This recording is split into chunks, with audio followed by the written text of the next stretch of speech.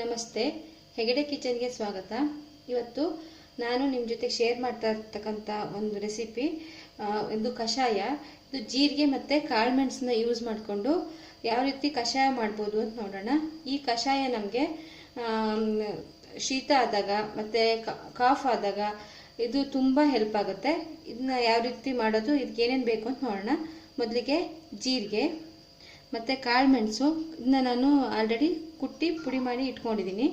ಇದು full powder ಆಗಬೇಕು ಅಂತ ಏನೂ ಇಲ್ಲ, ಈ ಥರ ಅರ್ಧಂಬರ್ಧ ಆದರೆ ಸಾಕು.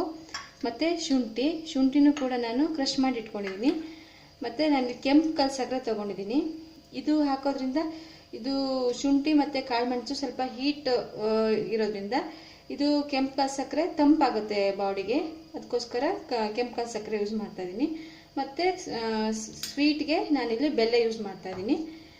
ನೀರು ಅಗತ್ಯಕ್ಕೆ, ಕಷಾಯಕ್ಕೆ ಎಷ್ಟು ಅಗತ್ಯ ಇದೆಯೋ ಅಷ್ಟು ನೀರು, ಮತ್ತು ನಿಂಬೆಹಣ್ಣು. ಇದಿಷ್ಟು ನಮ್ಮ ಕಷಾಯಕ್ಕೆ ಬೇಕಾಗಿರೋ ಪದಾರ್ಥಗಳು. ಇದನ್ನ ಹೇಗೆ ಮಾಡೋದು ನೋಡೋಣ ಬನ್ನಿ. ಇವಾಗ ಒಂದು ಪಾತ್ರೆನ ನಾವು ಒಲೆ ಮೇಲೆ ಇಟ್ಟಿದ್ದೀನಿ. ಇದಕ್ಕೆ ಎಷ್ಟು ಅಗತ್ಯ ಇದೆಯೋ ಕಷಾಯಕ್ಕೆ ಅಷ್ಟು ನೀರನ್ನು ಹಾಕೋಣ. ನೋಡಿ, ನಾನು ಈ ರೀತಿ ಒಂದು ಗ್ಲಾಸಲ್ಲಿ ನೀರು ತಗೊತಾ ಇದ್ದೀನಿ. 1 2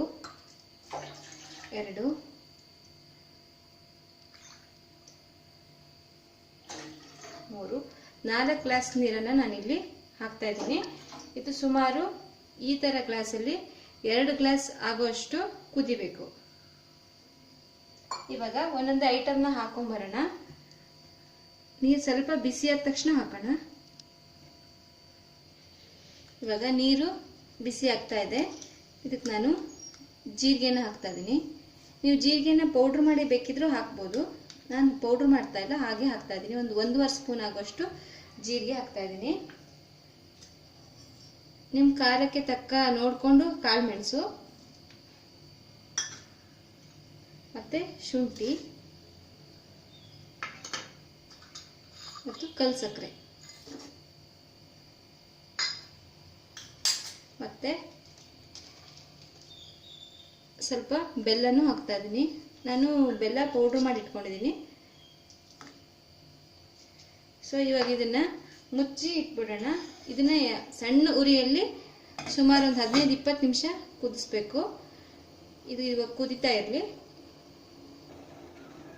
ನೋಡಿ, ಇದೊಂದು 15 ನಿಮಿಷದಿಂದ ಕುದಿತಾ ಇದೆ. ನೋಡೋಣ. ನೋಡಿ, ಕಲರೆಲ್ಲ ಚೆನ್ನಾಗಿ ಬಿಟ್ಟಿದೆ. ಇದು ಶಕ್ತಿ ಎಷ್ಟು ಇದಕ್ಕೆ ಬಂದಿದೆ. ಇವಾಗ ಈಗ ಇದನ್ನ ಆಫ್ ಮಾಡಿಬಿಟ್ಟು ಇದನ್ನ ಶೋಧಿಸ್ಕೊಳ್ಳೋಣ.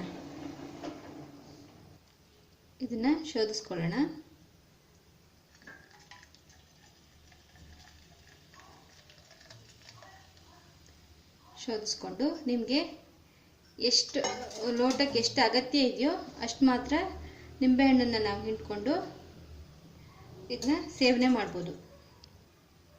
ನೋಡಿ, ಒಂದು 1/4 ಭಾಗ ನಿಂಬೆಹಣ್ಣನ್ನ ತಗೊಂಡಿದ್ದೀನಿ. ಈ ಗ್ಲಾಸಿಗೆ ಎಷ್ಟು ಅಗತ್ಯ ಇದೆಯೋ ಅಷ್ಟು ಮಾತ್ರ ಹಾಕ್ತಾ ಇದ್ದೀನಿ.